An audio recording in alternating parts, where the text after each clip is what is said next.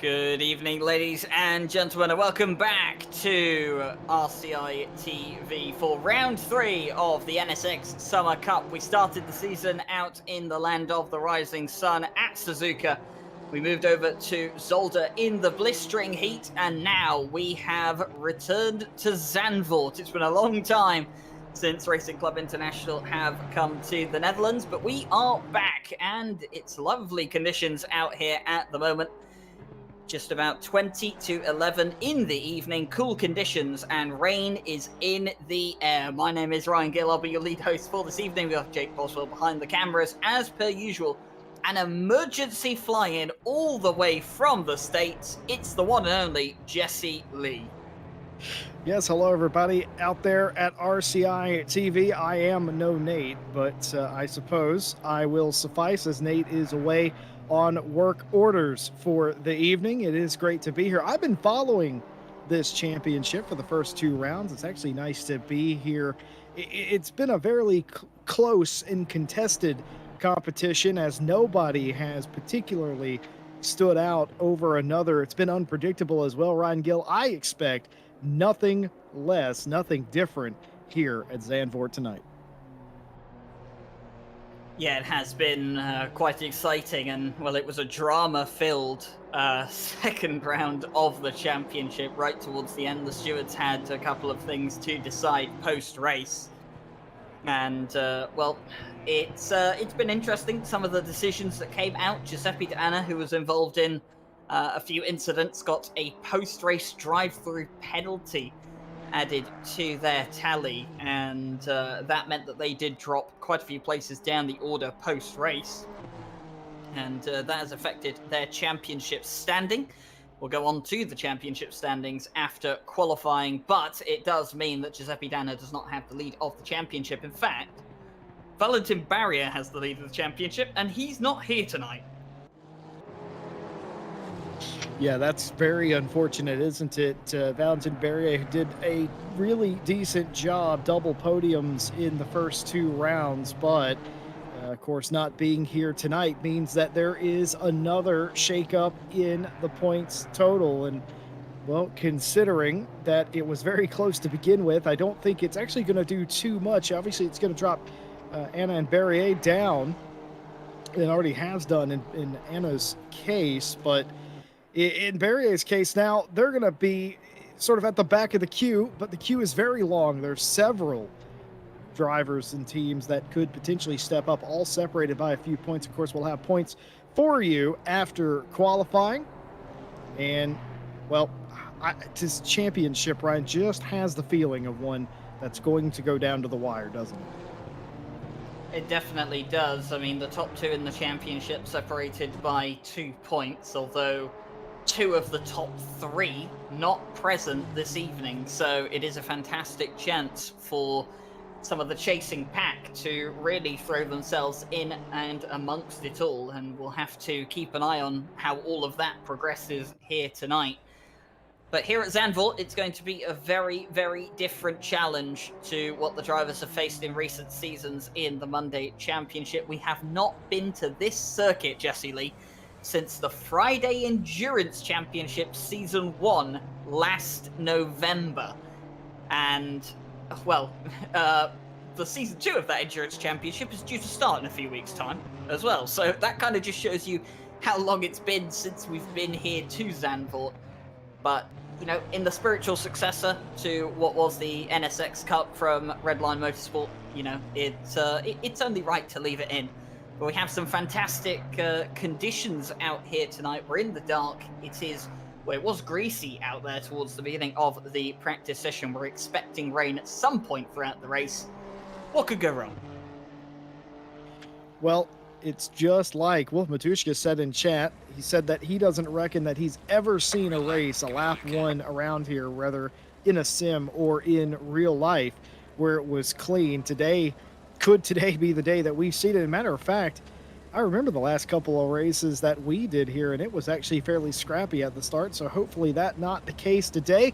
But before we get to racing, it is qualifying. 15 minutes for the Pro and High Silver in this championship round 3 here in Zandvoort. Just about I don't know, about I'd say about half a mile in imperial measurements from the ocean to the west, or excuse me, it's not technically an ocean, is it? It's sort of the sea, but rather besides. Nico Kumpu out first in the number 25, looking to set the first time, getting the tires and the brakes up to temperature. Looking pretty good so far. It's not optimum out there, so I don't think, at least here at the start of this session, that we're going to see the outright fastest times that you can expect, though now is a good time to get a base lap in. 16 degrees C, matched on the track and ambient. Get all you can get. Conditions good, at least for right now. Yep, and you can see it is 10 o'clock here for qualifying. It is still light out, and the sun does set very late here in the Netherlands for this time of the year. So we'll be starting in the light. The qualifying session will be not in the dark, should we say, but the race will continue on into darkness, as you saw earlier in the practice session. But here goes Nico Kumpu then, the first flying lap of this qualifying session. Down towards turn 1 we go, and of course all of these corners reprofiled in the real-world version of Zandvoort at this time. We're still using the old 2019 version of this circuit, so no banking on a lot of the corners, especially down here at turn 3 where it's much more aggressive on the new layout. But looking good from Nico Kumpu so far, making their way up and through the first sector. Now through this fast sequence of corners, you want to keep your foot pinned onto the throttle as much as possible as you come up towards the top of the circuit. Keep yourself tight on the inside line, go as wide as you dare, don't touch the gravel though, and then through a couple of fast kinks of corners, down towards a very short hairpin, runs into a couple of slow sequences of corners, will prepare you for the back straight. Need to get a nice quick run out of this corner as it will prepare you for the final sector. A few overtaking chances on this part of the track in the race. We'll have to see if any of those materialize later on into the final few sequences of corners we go. Be careful to not go down on the inside of those curves. Yes, indeed. The final couple of corners here. This, of course, now really high bank. There is banking here in the old circuit, but not nearly as much. Rounding the final couple of turns and get as much speed as you can. Use the little bit of runoff room to maximize your exit and your speed. And Kumpu comes across the line, a 36.279, the mark to beat, and no one immediately beating that. Ertan the closest, out by a tenth, and Maurer out by 0.135. Everybody else more than half a second off. As Sider, who is just about the quickest in practice, not quite able to get it done. And just as I say that, Bauer in the 13 goes quickest of all, as the track has gone optimum here. 35.946, the mark to beat. Nearly a tenth or so off is Pictic in the 141. And that is just about how it shakes out. The 141 here, Pitzik has an excellent opportunity to take control of this championship by virtue of being the only one in the top 3 here today. But Olaf Lefay has taken over the second spot, 33/100ths off the fastest time in his 3:08. And Alan Knight getting up inside the top 10. Crozen, one of the Crozens anyway, in the 81, filling out the top 10.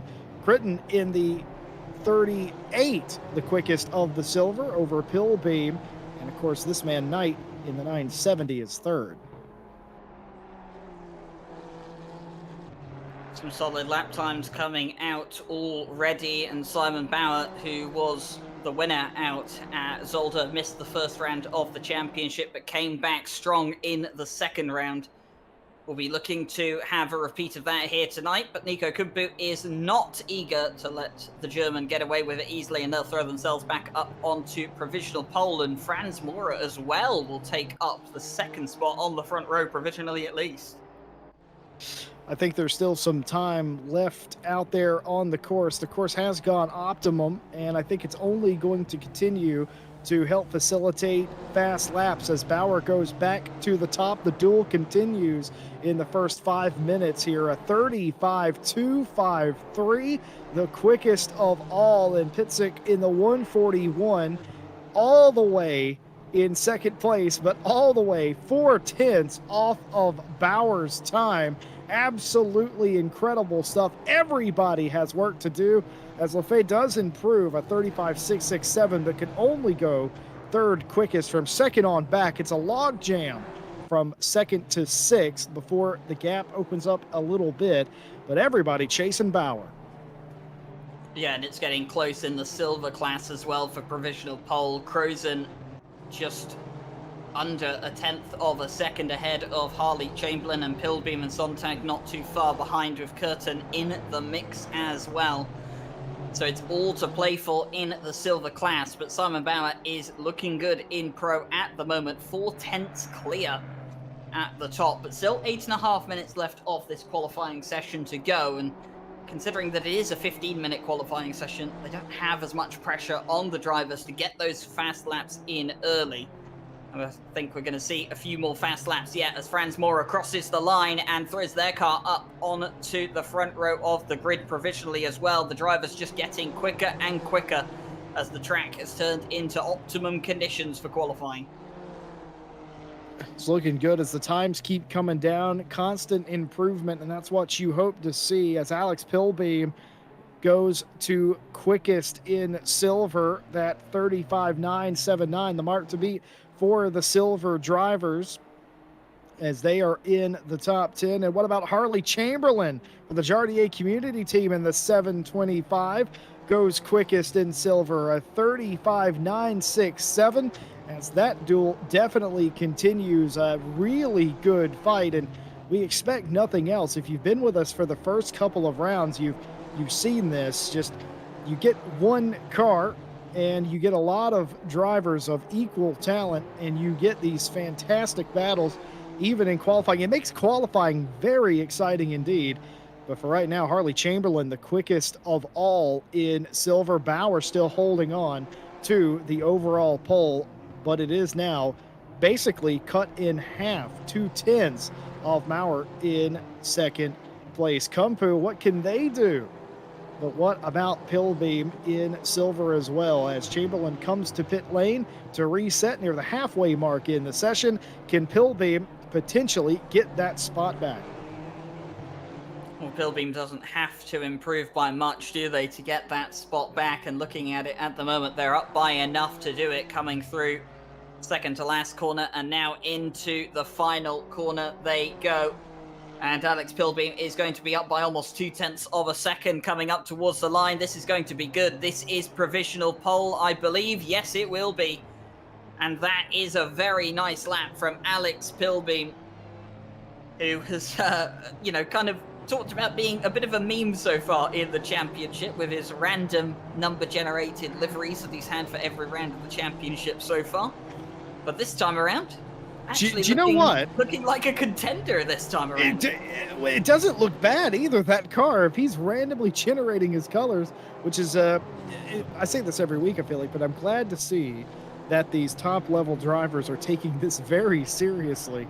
Of course, sim racing is only a serious sport. That's sarcasm for any of you that may not be so inclined. I love that. That livery actually works. So, Pilbeam, good job. Here is Krones and now Mulholland, who was one of the quickest drivers and probably the surprise for me in qualifying so far, and not in a good way. Mulholland was one of the quickest in practice, and I expected them to repeat in the 777. They haven't done, and still they go 14th, middle of the silver field, still looking for a little bit of something for Darren Mulholland. Yeah, still looking for something. Darren Mulholland was the pole sitter at Suzuka for the silver class. Here is Peter Roche, by the way, in the top 5 of the championship as it stands, and they want to improve on their time at this stage, but 16th is only the best they can manage overall at this stage. This is not ideal.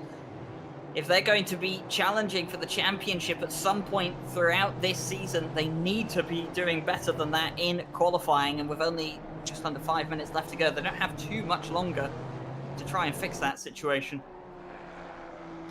Well, it's crunch time here. 4.5 minutes to go. About 3 laps. That, of course, if you do not reset, what does Andy Boardman have for Greased Weasel?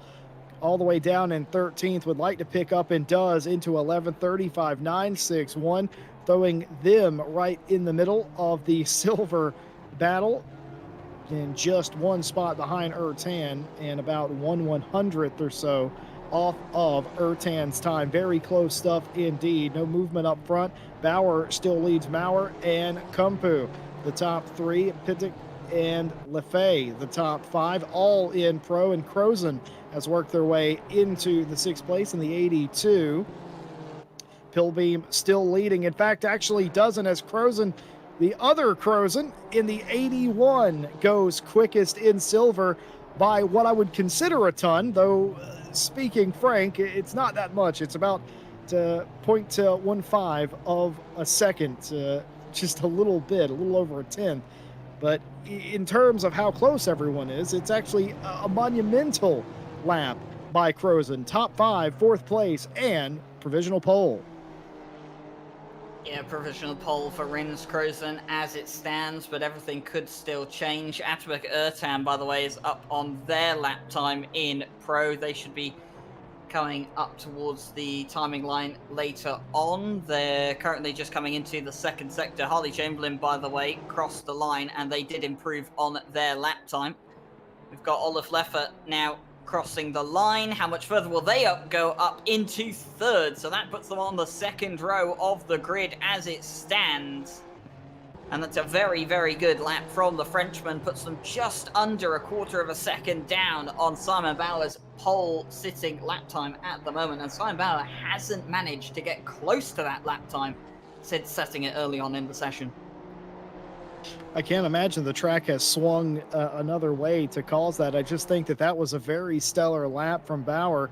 And considering nobody has gotten close, I would have to agree. But Pitzik in the 141 actually does get quicker, just a little more than a tenth off of that pace. And oh my goodness, here at the end, and Maurer in the number 9, the 35-142 for FM team, goes quickest of all here in the closing moments. Everyone now scrambling, the track in the best condition, and oh my goodness, car backwards. That will not help Franz Maurer in this session. I think that will ruin this lap, but good news is he will at least get one more, I think, in defense of the provisional pole. It's all heating up here. That was Darren Mulholland that found themselves facing the wrong way through turn 3. I believe that's going to be their qualifying session over. Their 2nd at the moment provisionally in silver, although I can correct that now. They are 3rd provisionally in silver, as Sontag has moved up into 2nd place provisionally right now. Olaf Leffer still looking to improve and does improve on their lap time, but remain in 3rd place, just 0.2 of a second off of provisional pole. It is getting very, very spicy down here, and Simon Bauer, who has just started what I think is going to be their final lap of the qualifying session, is up on their lap time as well. It's looking good here. Everybody, well, not everyone, but a lot of drivers trending in the right direction. Don't go anywhere, folks. You're going to want to see the end of this qualifying run. And what does Rins Crozen have? Already leading in silver. Is it going to be an improvement? It is not. 0.2 slower than their quickest lap. They will get one more. Atterberg Ertan has been quiet in this session, but 8th still and goes to 5th. 35.442, 5th quickest. 0.3 off, and Ertan has said that's about as good as I'm going to get, and I am going to park it. Alex Pilbeam goes a little bit wide there, but I don't think it hurt them too much. A good run, a close run off the final quarter, not even taking all of the track. Where will this put them? Into the top 10 for Pilbeam, 35.655. And here's Harley Chamberlain. Harley Chamberlain goes 2nd in the silver class, a 35.649, and they will get, yes, they actually made it. They're going to get one more lap as well. Harley Chamberlain, the last car, I'm pretty sure, indeed, to get one final lap. But here is Simon Bauer in the 13. He needs about a tenth. Will he get it? Coming to the line. He was up on his time previously, and he does. He gets it. A 35.082 pole by 6/100ths of a second. But wait a minute. Maurer, Pitzik are still on the track. On the track, but not up on their lap times at the moment. Crozen, who we're watching here, has just lost time coming into the final corner. This isn't going to be an improvement. They don't really need it to be an improvement to go further into the silver class. They're already at the top, but Harley Chamberlain, their teammate in the Jardia community team, could still deny them. If they can find just over half a tenth in this final lap, that will be the difference. Harley Chamberlain, the final car, out on a flying lap at this stage in qualifying. Could be coming all down to this, the spark showing, but Harley Chamberlain's lost time coming through those corners. Now it's 2 tenths down now, although gaining time through the final couple of corners. Are they going to gain enough to retake? But Pilbeam, I was just not paying attention to Pilbeam, because they've just come out with a storming lap time to go 4th overall and pole in the silver class. Harley Chamberlain will not improve on their lap time, but Pilbeam with a clutch lap time will throw themselves right up into the mix with the pros. Absolutely incredible stuff there. The qualifying over, and if the race is anything like that, it's going to be a fantastic race. Bauer on pole and pro. Pilbeam, the second to last car to come to the line, puts it on pole in silver and 4th place. And, well, I think we all need to exhale for a moment and look at some standings, Ryan.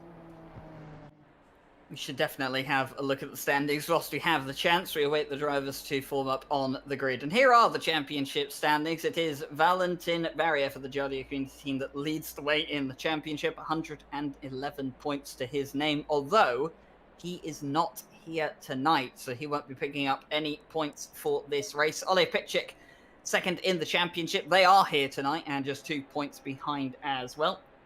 So they're going to be looking to pick up some decent points and build a gap on the likes of Giuseppe De Anna as well, who is not here this evening. Peter Roche on 92 is here, and so is Atabek Ertan. Simon Bauer, the winner from last week, will be there as well. They're in 6th in the championship. Bart Matcher, who is 7th, is not here this evening, unfortunately. Menno Crozen is, though, alongside Andy Boardman, and Stephen Van Kampen is also absent this evening. Quite a few absentees for Zandvoort, interestingly enough. And that is the first page. On to the second page, we have Franz Mora in the number 9. He's on 54 points, followed by Nico Kumpu, Lucas Sidor, Olaf Leffe, Pedro Santos, and Cormac Ryan Meenan. Cormac not here tonight, unfortunately. And he hasn't had the best of starts to the season either, so he'll be hoping for much better in a week's time. We do also have the silver class on display, though, and it is Olivia Curtin in the 38 that leads the way with 123 points. An 18-point lead on Alex Poama, followed by Harley Chamberlain sitting in the top 3. Pilbeam, who is on pole for the silver class, in 4th in the championship on 87 points, just 2 points ahead of Tobias Sontag. Darren Mulholland, who had a bit of a disaster race at Zolder, sits 6th in the championship. Rens Crozen, who won last time out at Zolder, sits 7th, and Michael Redford and Tobias Hopner making up 8th and 9th. We also have Hasith Fernando, who I believe has signed out of the championship now. Alan Knight and Straczynski, I believe neither of those two here this evening either. Actually, no, Alan Knight is here this evening. Straczynski is not, though. Sergio Suardi and Cormac Quinn on 31 and 23 points. And then the rest of the contenders on 0 points. All of these members, I believe, no longer in the championship. And it was the same for the 3 drivers you saw in Pro as well. Well, there you have it. The championship standings, they were shaken up after the conclusion of round 2 a week ago, and they will continue to be shaken up today by virtue of how this race shakes out and, of course, the absentees. And if anything, like we said when we came on air this evening, it is going to be tighter than it's ever been. If I had to guess, Bauer on pole back in fifth or sixth place in the championship. What kind of damage could they do with a clean getaway here today? For me, it's very simple. Get a clean getaway. Do not involve yourself in any incidents and stay on the island. Those are the keys for any race, but they're ultimately important here. There's nowhere to go. If you make a mistake, you're going to be off into the grass and likely off into the wall, and that's going to be your day done. 75 minutes, you think, is obviously over an hour, but that's not a lot of time, and one mistake will completely ruin your day, especially with a pack this close. So my question to you, Ryan Gill, is what is Bauer's plan and what is Pilbeam's plan, considering they are the leaders in their respective classes? What's their game plan look like? Well, Simon Bauer's game plan is exactly the same as it was a week ago. Get a clean start and drive off, well, I would say into the sunset, but we're not really going to get a sunset around here, especially with the clouds we have out today. He's just got to drive off into the distance, realistically. As for Pilbeam, kind of has to do the same thing, but Pilbeam will be hoping that he can keep a couple of those pro cars in between himself and Crozen behind. Well, there you have it. Those are the keys. And I think for everybody, it's making it through turn one. We had Wolf Matushka in the chat earlier mentioning that he reckons that he's never seen a real honest to goodness clean start here, whether that be in real life or sim racing. Hopefully these drivers can prove them wrong, but it is ever so many cars, and hopefully we will not get into that territory. It is also so very easy to block this track. It is very cavernous and tight confines here at Zandvoort. Of course, this is the pre-F1 renovation Zandvoort. I actually haven't raced on the pre-renovation track since the track was renovated, so I have completely forgotten how this track used to look now without all the banking. Be interested to hear what you all in chat think about the F1 renovations at Zandvoort. Is it improvement or a detriment with the high banks? Sound off in chat. I'd like to hear what you have to say. Of course, we are watching the chat as well as everyone sets off on their sighting lap, 10 p.m. For some of you, you may be wondering, how is it still not dark yet? Well, in this part of the world, at this time of the year, it actually isn't dark yet at 10 p.m. And of course, racing under complete cloud, no immediate threat of rain for the next 30 minutes. The track is optimum and cool, looking for some really quick lap times tonight. And of course, this is what I'm talking about. The tight confines, the grass, there is no redemption for a mistake here.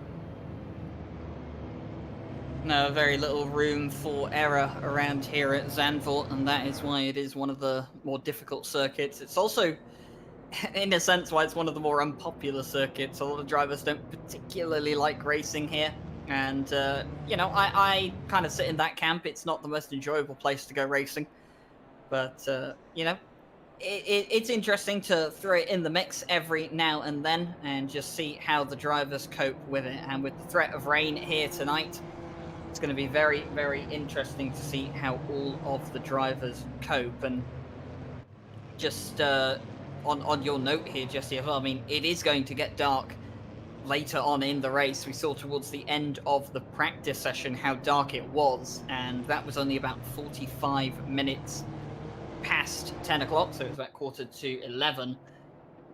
It's going to be later than that by the time this race ends. We are going to be ending in the darkness, and the threat that these drivers will know about is there's no rain at the moment, but it's entirely possible that once all light does disappear from this circuit, the rain could descend, and it's going to be a very, very tricky challenge for the drivers here tonight if it ends up raining in the dark. I almost find it a comfort when it rains in the dark, because at least then you don't see all of the danger. You don't have the visual stimuli that you would normally have. I can tell you that Mahaland in the 777 is starting from the pit lane here and will not take part in the initial start. Now, whether that's on purpose or due to some sort of mechanical issue, we'll have to figure that out. He will have to launch from the pit lane. But as for now, 2 by 2 around the corner, as far as the eye can see, it's Zandvoort, it's late. Ryan Gill, let's go racing. 75 minutes of racing here tonight at Zandvoort, set to get underway. We have 21 cars taking the start, one from the pit lane, and the lights are out here for Zandvoort here tonight. Simon Bauer's got a very, very good start, has jumped well ahead of Franz Maurer before the first corner. Now all the cars come rushing down into the first corner, and pray they get through cleanly. It looks like we've had a decent start so far, but this is where the track really does start to get tight, and this is where a lot of incidents are possible. Pilbeam, though, had a good start and is up into, is that third overall, possibly? I think it is. For Alex Pilbeam, has managed to jump one of the pro cars. I believe it's Leffer that's fallen down the order right at the beginning, but it's a good start for the silver leader, who is running third overall. That's great. Getting some gap between you and the rest of the drivers that you are racing is fantastic. And now it's going to be eyes front. If Pilbeam can get up there and continue to pressure these leaders, he will certainly do that. And for Maurer, that's not exactly what you want to see, but that is all fair in love and war. And right on the back of Maurer is Pilbeam now, as Bauer does get away a little bit.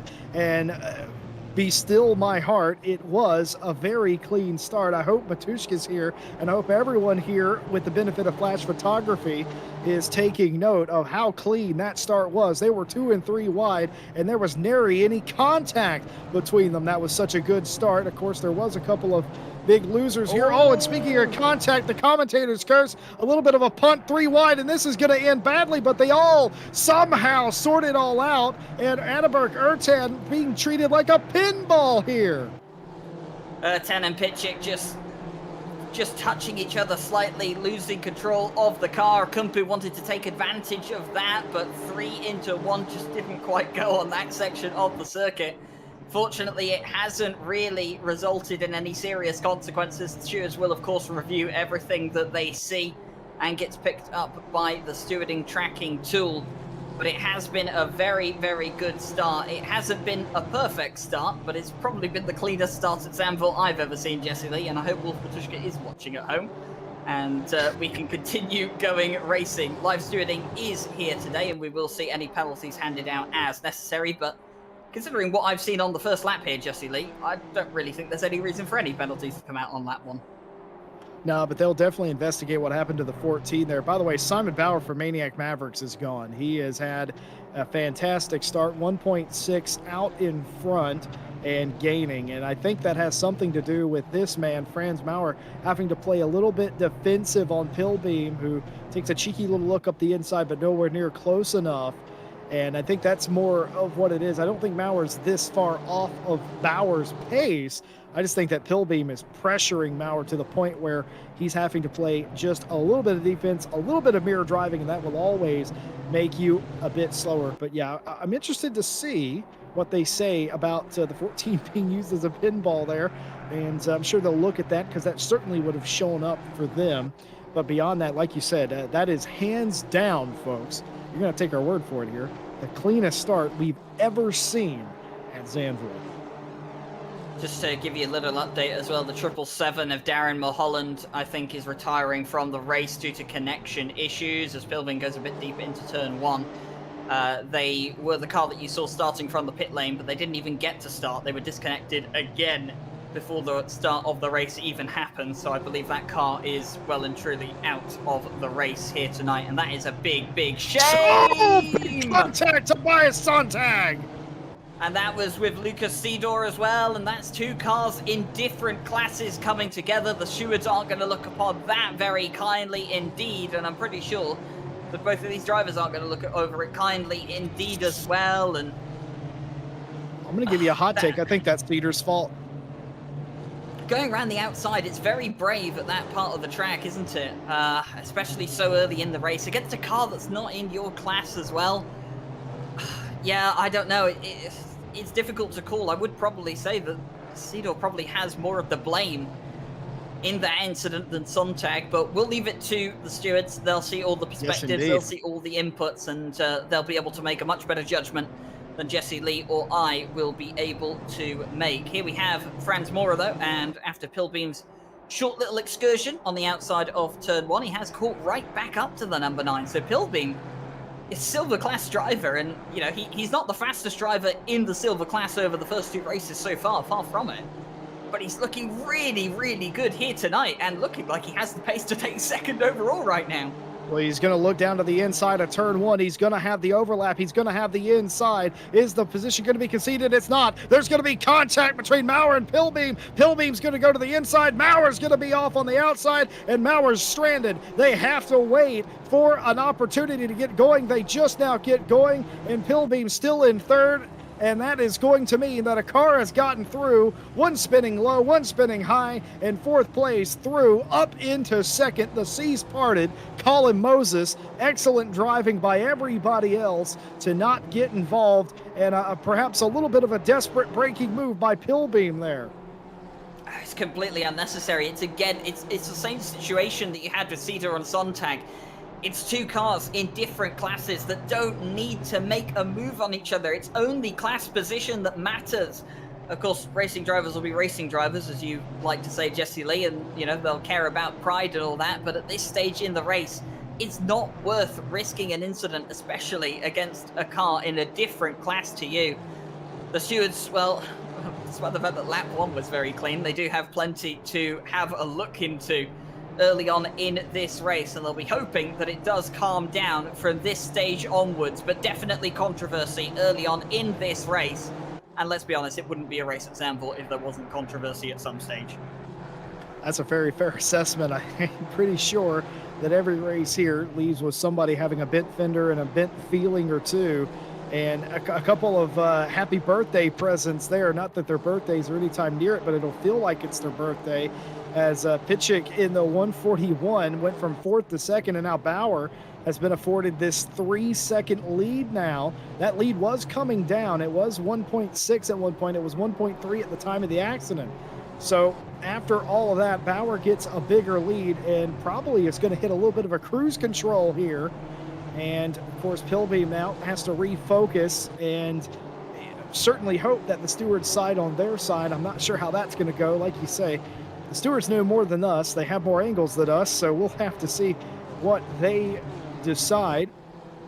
But for right now, it is Bauer, Pitzick, and Pilbeam, the top 3. Ertan looming in the 4th place. Kumpu rounding out the top 5. Lefay in 6th, and this man, Rins Krozen, in 2nd place in silver in the 7th place position, but trying to get around Olaf Leffe.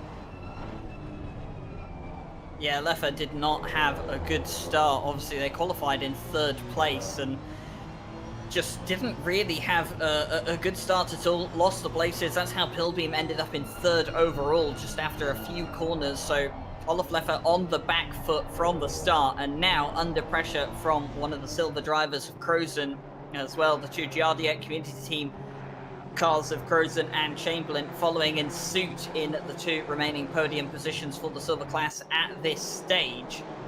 You can see Menno Krozen in the pro class just in behind them as well.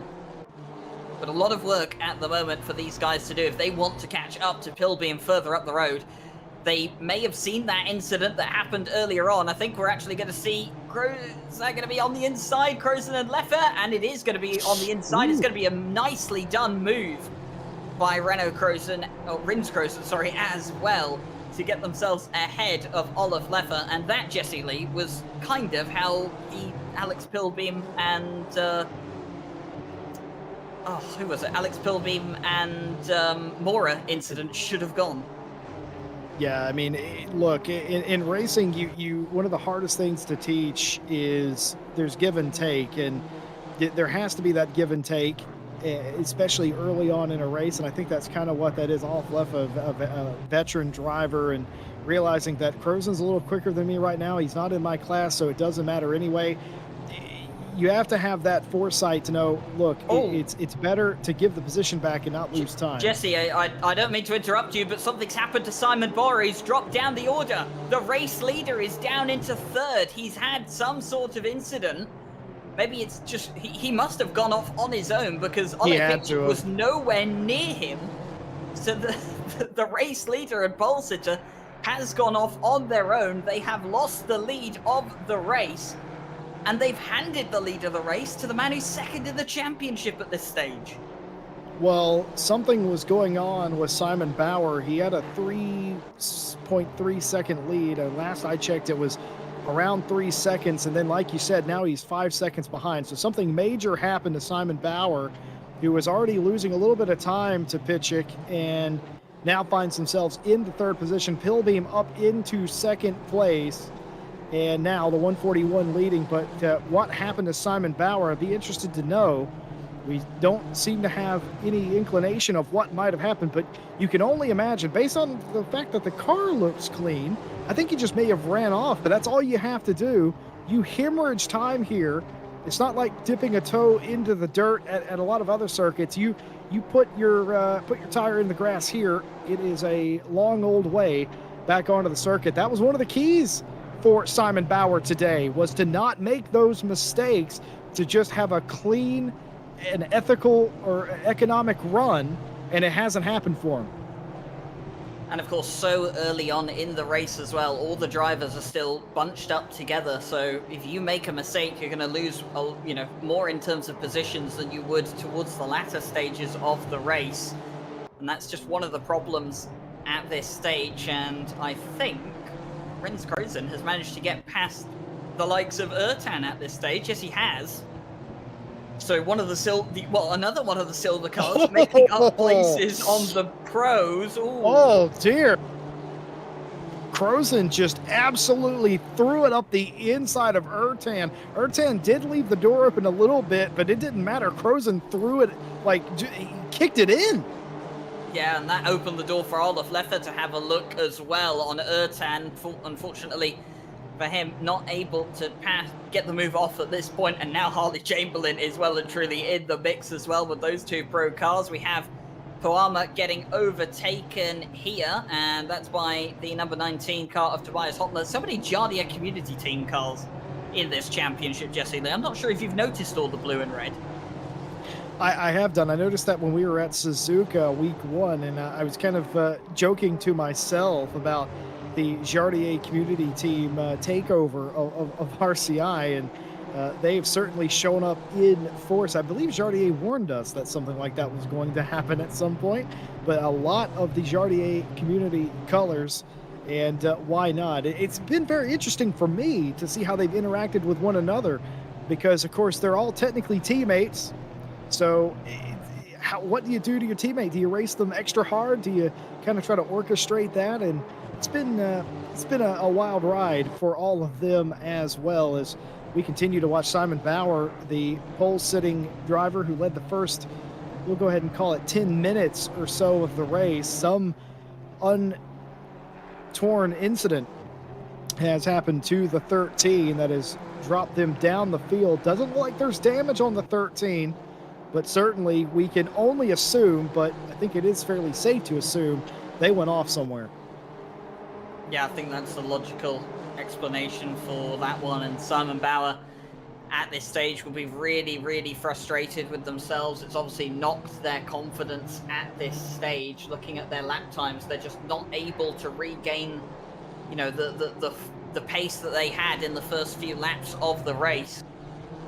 Partly because they have to be, slightly on the defensive at this stage from Nico Kumpu, and you wonder if that's going to affect them long-term in the race. This could be Ole Pitchik's chance to really go out and assert themselves in the championship, but we'll have to wait and see how all of that develops. We're still awaiting the results of the incident investigations between Alex Pilbeam and Franz Mora, and then also the ones between Sontag and Seedor.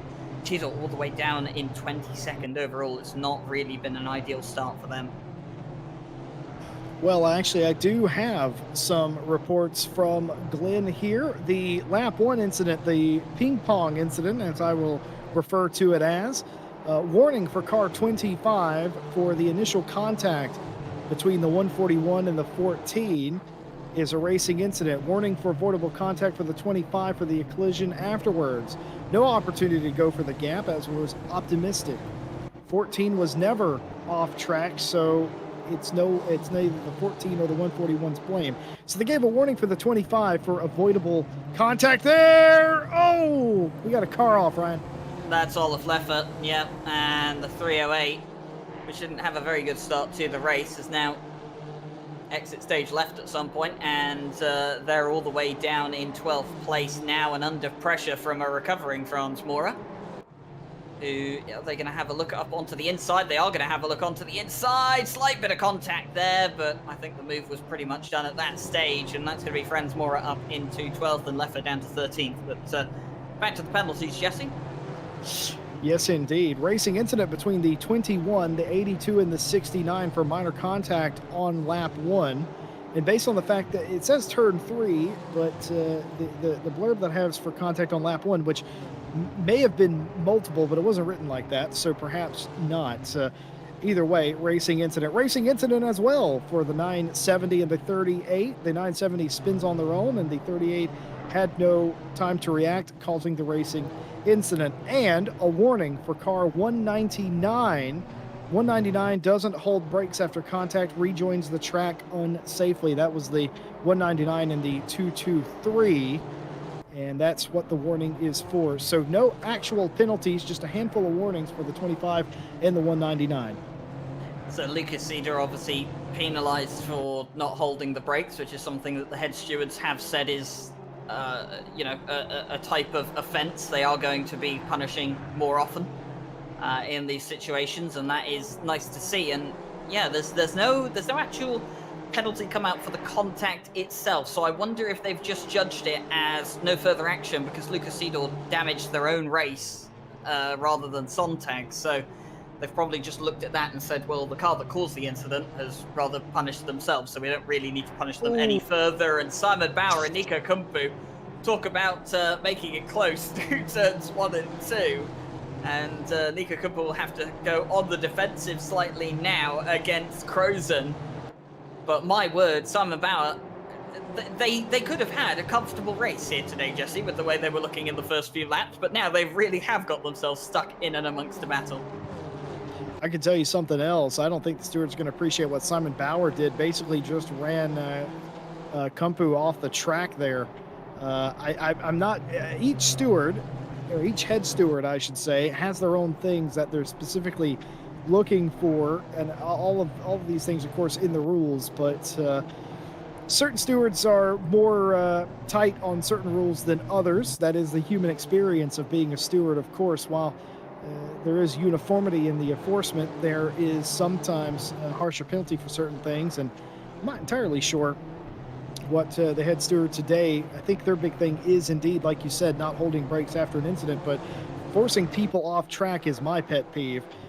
Absolutely ridiculous to do so. I'm not insinuating that Bauer did, but I think that's certainly something that will show up and they'll take a look at, and the stewards will have a better idea than us if Bauer did run Kumpu off, or if that move was a bit too optimistic. We do have our first penalty, though.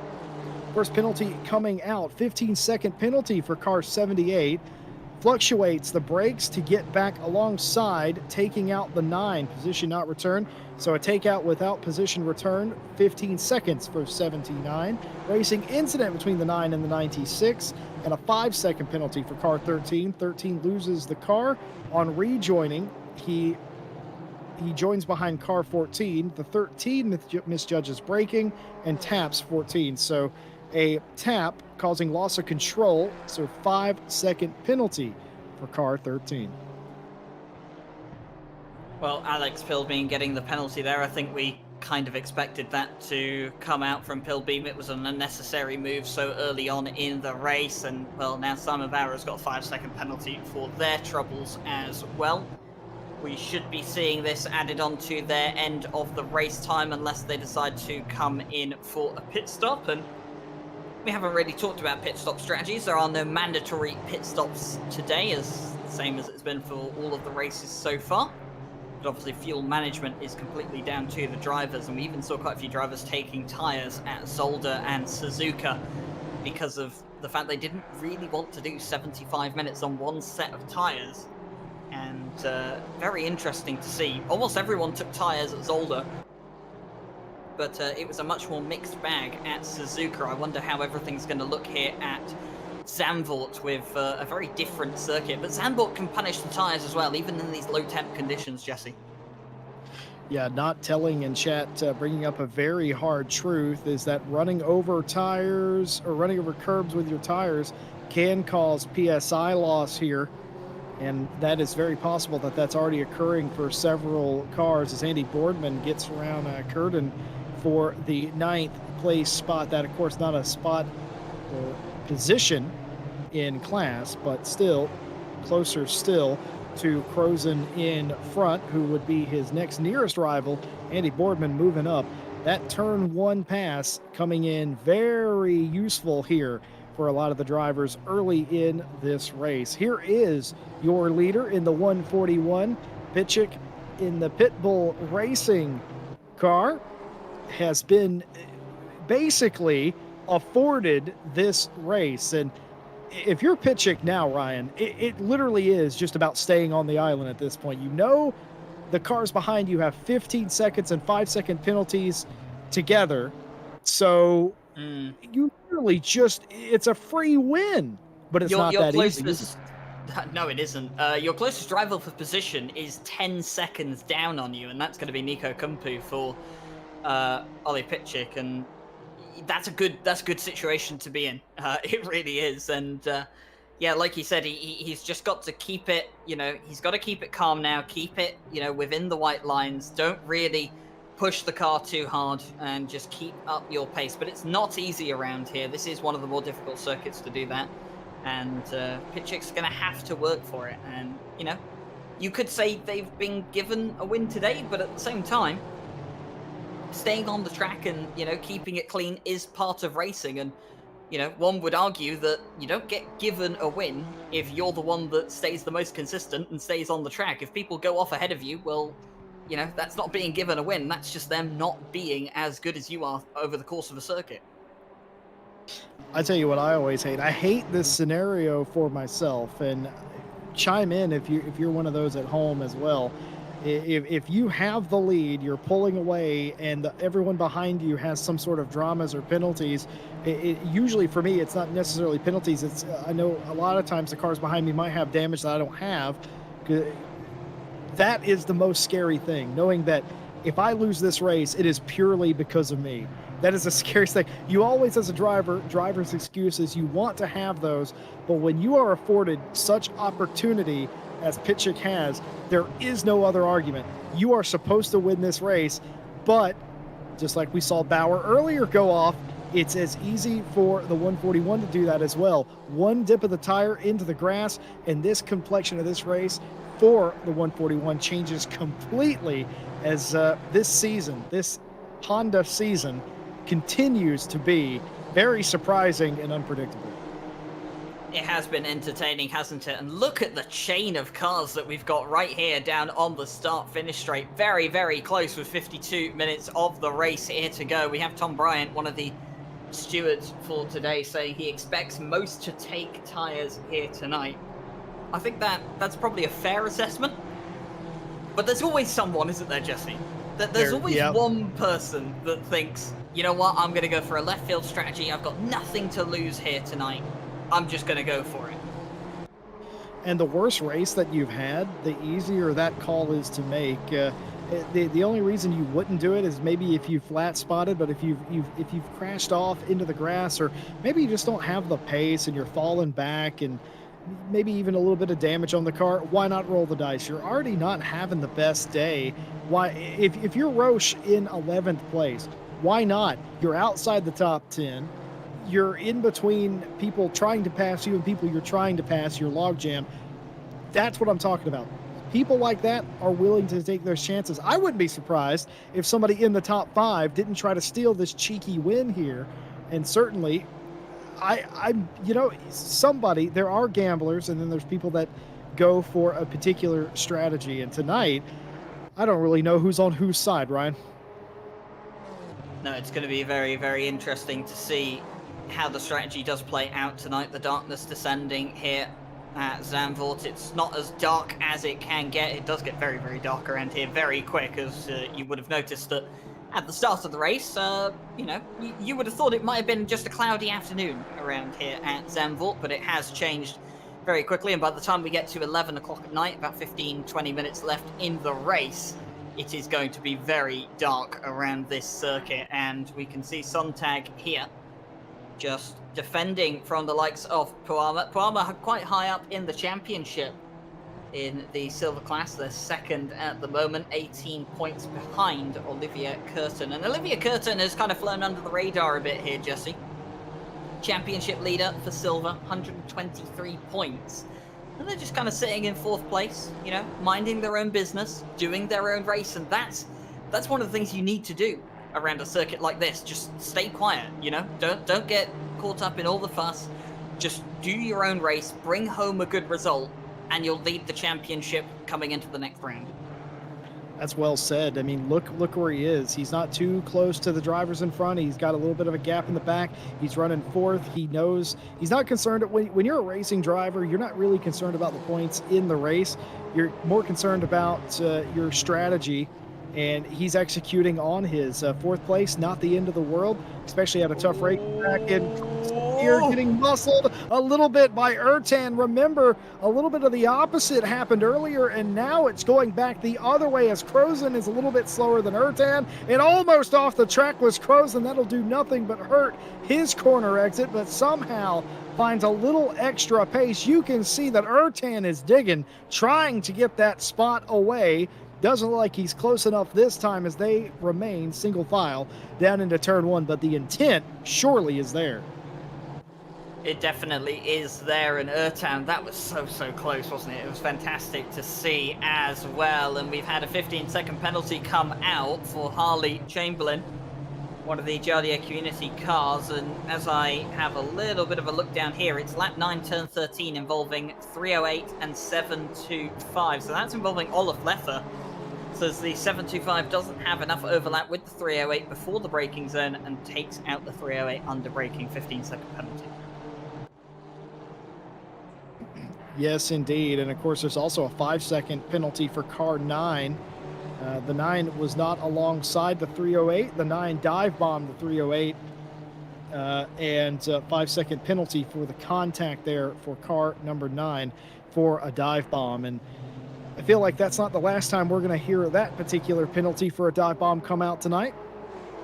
No, it's, I mean, dive bombing, as much as we don't really condone it in that sense, it is going to be the prime strategy for a lot of these drivers as to how they're going to find a way through. I mean, overtaking on the main start-finish straight, it can be done. We've seen it earlier on.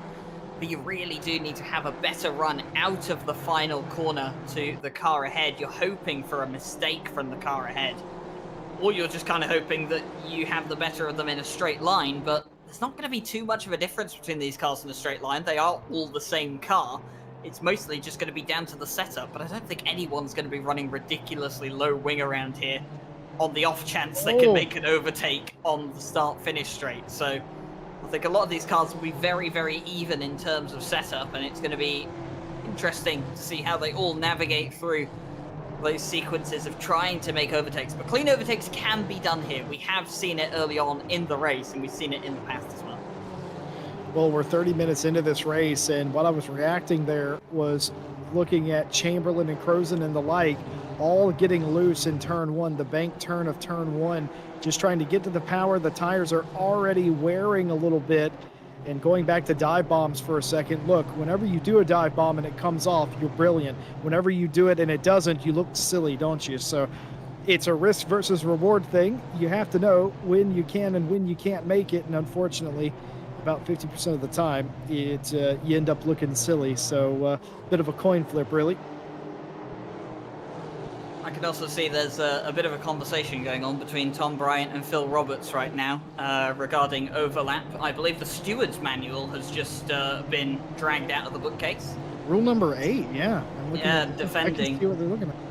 Yeah, there's some diagrams being drawn on the whiteboard by Phil Roberts. Obviously, he's an engineer, of course, so you know, very good with the drawings.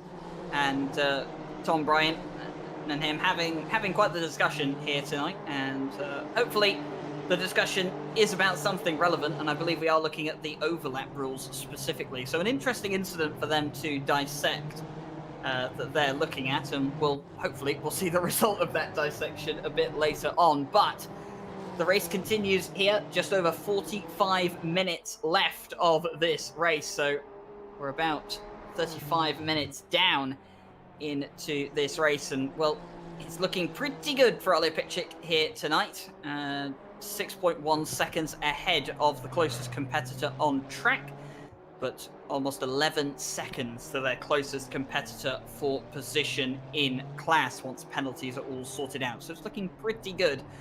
As for Pilbeam, though, leading the silver class, but only provisionally, because at the moment, Crozen is well within that 15-second deficit. Yeah, he sure is. Rins Crozen is only about 7 or 8 seconds by my math behind Pilbeam. So effectively, Rins Crozen in the 81 is the leader of the silver class, just not on the road for the time being. And going back to the stewards for a moment while we have this time. Oh my goodness, completely off track. That's exactly what we're worried about. The tires on Crozen's car not hooking up, having to, as we would call it here in the States, walking the dog out towards the wall, trying to get the car to cooperate, traction and grip, finally getting it, but losing a position in the process. And that allowed Ertan to finally sneak back through. But Crozen going down to the inside of turn 1, looking for it, thinks better of it, falls back in line. But back to the stewards. It is nice to see them consulting the book. That is what they are here to do. They're here to do things by the book, and they are doing that. It's not uncommon to see them have a discussion about the meaning of a particular rule, the letter and the word of it, etc., and so forth.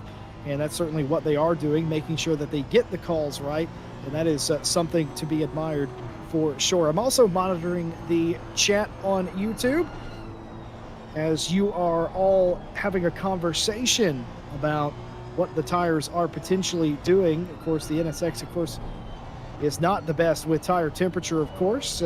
Some of you wondering, oh, as Chamberlain's off, Harley Chamberlain off in a big way, and he's not going to stop. He's not going to stop, Ryan.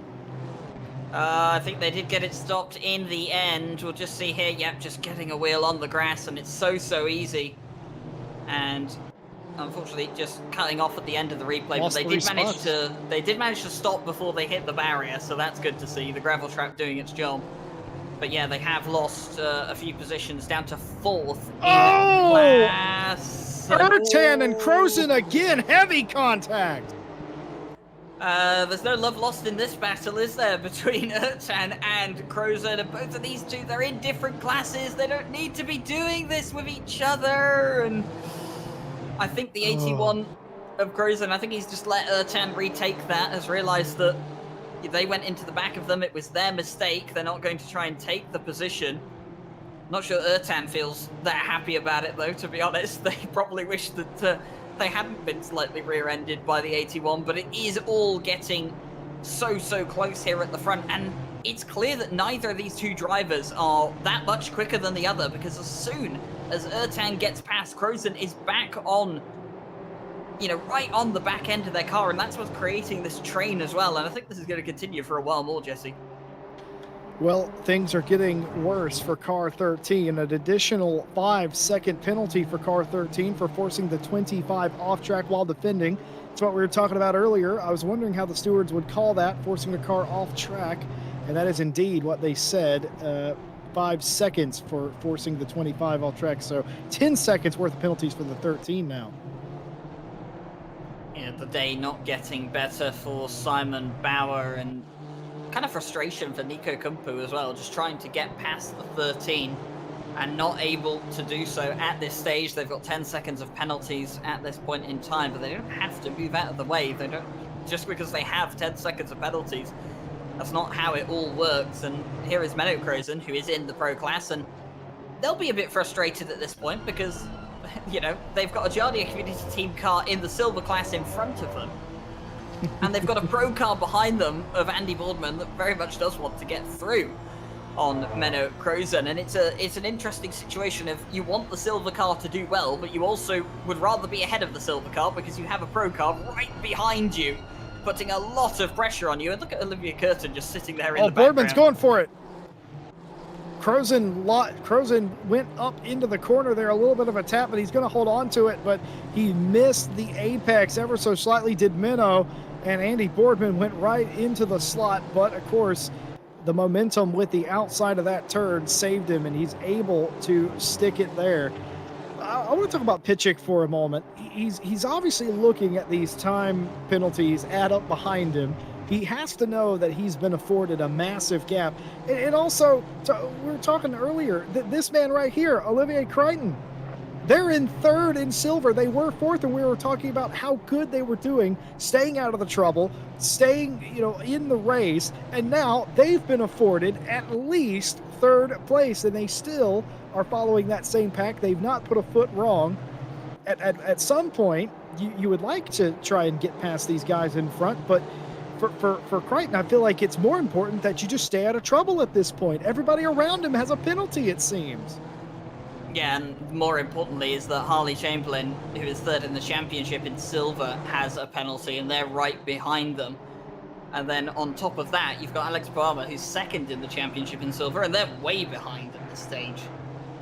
Sitting currently, what is that, 6th in class, I believe it is, for Palmer at this stage, 15th overall. So they're not having a particularly great race, and struggling for points as well. So for Olivia Curtin, it is all going their way at this stage, and yeah, just having a nice quiet race. And sometimes that's just what you need, and that's just what you need to do, to win a championship. You need to have a quiet race. You just need to keep out of all of the trouble, all of the drama, let the focus of the race be on everyone else, and just do your own thing. Well, certainly now, because Jake the Bosmeister Boswell has focused on him, and we've talked about him. Certainly, the penny's going to drop with a big thud here in a moment for Kierton. But for the moment, though, round of applause for him doing exactly what he needs to do. And a podium, that would be all the sweeter. Minnow Crozen still finds themselves in the the middle of this fight, though the other Crozen family member has disappeared up in front a little bit as Boardman continues to try and go the long way. That's a long old way, and I don't think that's going to work, and in fact doesn't. But Barry showing the nose again as Boardman looking up the inside. That will become the outside into the chicane. Will it be enough? If he's alongside, this might be worth it, and I think it is going to be. Boardman is going to just pull in front and get that position, and there's Kierton in the background in the yellow car in the shot. But Andy Boardman continuing to make their way up the field and doing it cleanly. That was a nice firm pass as well, wasn't it, from Andy Boardman? Lovely to see. And it just shows you that there is a good chance for clean racing around here. Oh, is that Harley Chamberlain into the pit lane? It is. So Harley Chamberlain's decided to come into the pit lane. Yeah, a few of the drivers in. Pitchick as well. So we have a few cars coming into the pit lane now. It is towards, the halfway point of this race, Jesse. This is where you would expect people to take tyres. 50% of the way into the race, this is where you would want people to be taking tyres if you're going to make the most of it. Yeah, this is the maximized point. All the people pitting at this particular venture, I suspect, are doing exactly that, Ryan. They're probably going to take tyres. We'll, of course, know by looking at the pit delta of who did what, or we can assume who did what based on pit delta. If it's significantly longer, we assume they took tires, not just fuel. And I assume that the vast majority are going to take tires. I've never driven the Honda around here, but I can imagine it does in fact chew up tires, and the pressures are never where you actually put them. That's sort of the life of driving the Honda. But I can assume that in the leaders sort of camp, if they did not take tires, I would be very surprised. They literally had nothing to lose by taking tires. No, it seems like a sensible option at this stage in the race, especially considering, how much they expect the tires to be punished around here. And we'll have to see exactly how all of that plans out. Who's going to be on the strategy that doesn't have them taking tires? And more importantly, is it possible to go 75 minutes here without going in for a pit stop? Of course, you and I had plenty of fun in the European Masters Championship dissecting fuel strategies and being very, very surprised that certain cars could go 80 minutes at certain tracks, but you know, we were told that it wasn't possible at Zolder for the Honda. Yeah. Although I like to think that oh no, Peter Roche did do it in the Honda, didn't he? He did actually pull it off, and Cormac Ryan Meenan was going to do the same thing. So you know, at certain circuits it has been possible, and if you're taking tires, there's no reason to take a full load of fuel around here. You know, you split it half and half. That's the sensible way to do it. We have insider information from our stewards box, which I'm very curious how they have this insider information, but Pilbeam is going to come in from the lead of the race. They will be taking fuel and tires on the 78, the leading silver and leading overall Honda at this time. So expect the 78 in this time by, and it's going to be full service. And again, no reason for any of the leaders, in my opinion, to not take a full service here with fuel and tires. I suspect the vast majority of teams have been under fueling. They are under fuel the cars and taking a little bit in the pit stop rather than having a full fuel load and being a bit slower. Though there's always that outlier. We talked to George Boothby a month or so ago, who at Zolder did a strategy as well, where he didn't know that he could make it the entire distance. He was just hoping that he could. Made it the entire distance and said, "Mate, I'm as surprised as you are we made it." And so I love that. It's like, I'm going to take a shot. It may work. I may look silly. In his case, he looked absolutely brilliant. But that is certainly a strategy someone in this field has attempted. So the 78, I noticed, didn't come in that time by. So I don't know if maybe we don't have the windows open in the stewards box, or maybe they meant this time by, but otherwise we expect Pilbeam in any time now. And when that happens, we expect Kumpu to take over the overall lead of the race. We saw Pitchett come in earlier on, and they did take tyres. They're down in 17th, or rather 16th overall now. So for Look them, at Boardman go. Oh, he lost it. Was that Ertan? No, that was Crozen. Menno That was Menno Crozen. And this is Menno Crozen trying to do what Andy Boardman did to them, but just no grip coming into the braking zone. Yeah, too much turn under braking. You can't do that on old tires. You're just going to slide it. If you are going to do that, you have to massively adjust your brake bias, and brake bias failed him there. Yeah, that is unfortunate. So Menno Crozen, just unfortunately losing control of the car and not able to pull off an overtake that Andy Boardman had pulled off on them. It looked like they were attempting a carbon copy, but just not able to do so. And down into 8th at this point in time, overall 6th in class. Let's have Olaf Leffer just in front of them there. Pilbeam in pit lane, getting full service on the silver leading 78. That is going to re-promote Bauer up into the lead for the time being. Number 13 leading for the first time in the last 30 or so minutes. And Ertan now running second, although still yet to pit, as Peter Roche in the 4th place position now. Be interesting to see what the connection loss team will do. You can always pick out the connection loss team, the white, red, and black car. Or the dark, is it the dark blue? The chrome blue that they have, and red sometimes they also run. I had purposely left that out there, right? Well, I mean, you know, they have multiple color schemes, don't they, in the connection lost racing team? I think it depends on which car is the lead car in a championship. I think Bart Matcher running that blue livery, and Peter Roche being second driver running a slightly different livery, but Peter Roche doing well in the championship so far, and they're up into 4th overall at this stage, 3rd in class. We haven't seen them come into the pit lane yet, and he highlighted the 21 car as one of the cars that might as well just try and go for the no tire strategy, see what they can gain out of it, see how many places they can gain, and if it can save them any points in terms of damage limitation for the championship. Daz in chat has told us that Rins Krozen put the car into the wall a lap or so ago, right? Oh dear, so Rins Krozen, they're down in 18th, so they've come in served a pit stop, I would assume, to repair that damage. Because I don't, it's dark out there. It is very dark, and it's only getting darker, folks, but I don't see any damage on the car. I'm willing to believe our chat, and based on where they're running behind Chamberlain, I'm almost certain they're right, but I think there's been a pit stop in between the accident and now. there's no damage on that car at all. That car is clean, so it's had any damage that it did sustain repaired.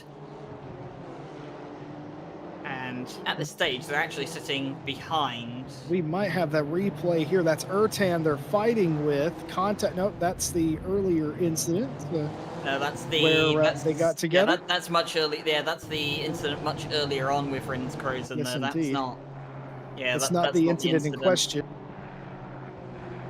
Yeah, according to Daz, Rins put it in the wall in the last corner. We don't have a replay of that, unfortunately. Well, you're going to have to take our and Daz's word for it. There's definitely been an incident, and we're going to go ahead and place it in the final corner. So easy to go off there. If you jump the curb, there's nowhere to go. You're going to go straight into the wall, as Rins Krozen's day has become a bit of a frustrating one, I think we could all agree. Yeah, it definitely has become a bit of a frustrating day. He's not the only driver out there that's had a frustrating day, though. Quite a few drivers, unfortunately, involved in incidents early on, and having to try and fight their way up through the pack again. Although, because of that damage that the 81 has had to repair, along with Harley Chamberlain, who is a bit further up the road, I believe Rins Krozen is now a lap down, isn't he? The 81 in 18th place. They're behind Menno Krozen at this stage, and that's behind on track and in terms of the timing as well. So I believe they are a lap down now. So yeah, it's not been what was a very good race at Zolder for the Giardia community team has not quite worked out in a week's time in Zandvoort. Well, we just saw the replay of the 81 and the 14 getting together. Stewards say a warning issue to the 81. The 81 making contact with the 14, but no position gained. In fact, we saw Rins Krozen push Ertan back straight. So just a warning for car 81, not a penalty per se. But again, if he gets another warning, I think that's a 5-second penalty automatically for driving standards. Well, everybody out there, we thank you for being with us here on the NSX Summer Cup.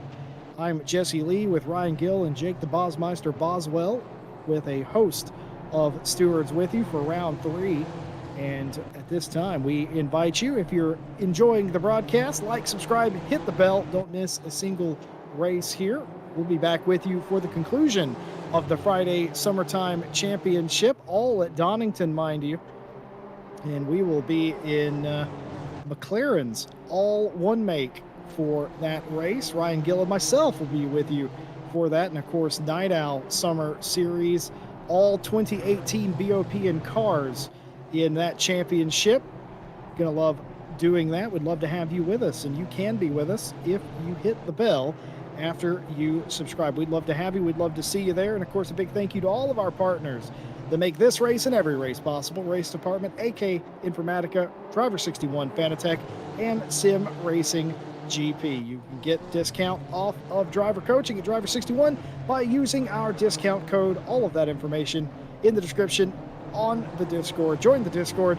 Get involved with us with Sim Racing. We have splits for esports pros all the way down to rookies just beginning. And we'd like to have you on the track coming up in the coming months. Yeah, all the big proper championships starting out in a few weeks' time as well, once we get back into September. And all the summertime championships will go away for another year. And maybe that's when we'll see the return of the NSX Summer Cup again. And excited to announce what will be the next Monday championship at the season finale that we will have out here at Laguna Seca. But that's in about 2 weeks' time. We still have a race here this evening, 25.5 minutes to go, and it is Summer Valor that leads. It is dark out here, actually, and I did say it was going to get darker, and has not disappointed, and really do need the headlights around this place, Zandvoort. Some of the circuits that you have out here, they have lighting, you know, just a few floodlights out there to help you navigate your way around the circuit or certain parts of the circuit. Nothing doing here at Zandvoort, though. You might see the odd, I kind of refer to them as like mini golf lights. They, you know, they look like those little garden lights you see on a crazy golf. I know what you're talking about, yeah. You do, yeah. You might see a couple of those on the side of the track, but beyond that, there are no, you know, proper lighting sections to light up the way. You have to depend entirely on your headlights, and you'll hope as well that you don't get any front-end damage on your car and your headlights start flashing into the braking zones, because that's when you really do start to get concerned. Yeah, it's very much the truth. We're actually getting confirmation by several individuals in chat, including some of our stewards, that the impact, the 81 for Rins Crozen was mega, so to speak. But here we have Curtin and Ertan, and that's going to be just about how you draw it up. But Ertan isn't done yet. Looking to the inside, won't get it done. The inside becomes the outside, and Curtin goes to not only the lead in their class, but gets second place overall. And what a day for Olivier Curtin, as it has just been magical from fourth to first. What a day, and again, going to grow the championship lead. That's assuming Curtin does, well, I mean, Curtin's going to have to come in, I think, at some stage, unless they know they can go 75 minutes on one tank of fuel around here. What if that's the strategy, I wonder? It might be the strategy. We have seen it. We saw Peter Roche do it at Zolder. Cormac Ryan Meenan was on course to do it at Zolder before his race met a rather untimely end through fault of his own, and he did admit that post-race. But yeah, Olivier Curtin might be going for a very different strategy here, might be thinking about going, you know, just playing that long game, easing into the race, keeping those tyres in as good condition as they can, and then just seeing what they can get out of this race. And well, as it stands, they're, you know, a track like this where track position is so important, Jesse, it's not a terrible strategy to do, to try and see if you can go all the way. Oh, I thought there was going to be contact there between Minnow and Leffe.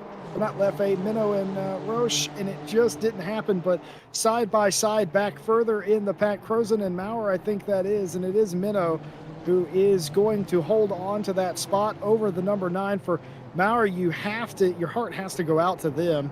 Started, I think it was second in the 9, and now in outside the top 5, fighting for positions, trying to claw their way back up there. But the exact opposite for Minnow Crozen in the 82, who has climbed their way into this position and is right behind 5th place in Leffe there, or in Roche as well.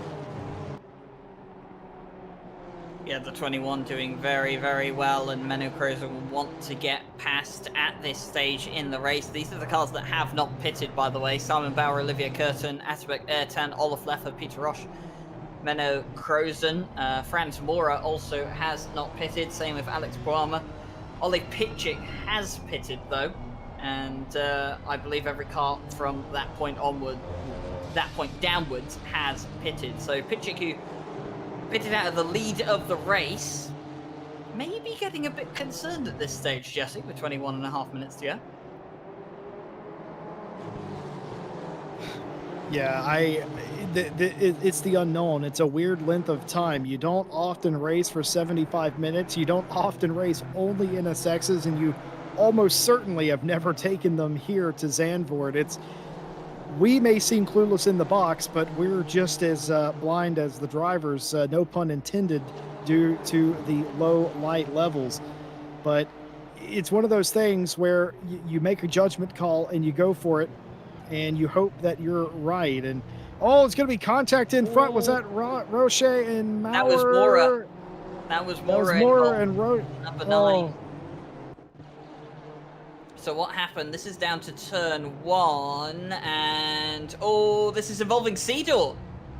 Oh, that was Cedar, yeah. Seedor, the 199, who's all the way down in 18th. They're a lap down. Oh, the stewards are not going to look upon that kindly at all. Now, that was 2 cars in the same class, but that was also a car that was a lap down on the car it was trying to unlap itself from, and oh dear. Well, Tom Bryan just told me that they caught up with the incidents 10 minutes ago and they were enjoying watching the race. Well, now they've got some work to do. And, yeah, they're not going to be too happy about that one. But out in the lead of the race with a 10-second penalty, mind you, is Simon Bauer. And at this stage, Attenberg Ertan would be the winner of the race, wouldn't they, Jesse? Only about 4 seconds back from Simon Bauer at this stage. So Ertan looking pretty good, but we still don't know what the strategy is going to be with the rest of these cars in the top 7 and how many of them are going to come into the pit lane for a splash and dash, and how many of them have decided that they're going to go to the end here tonight and try and go for a no-stop.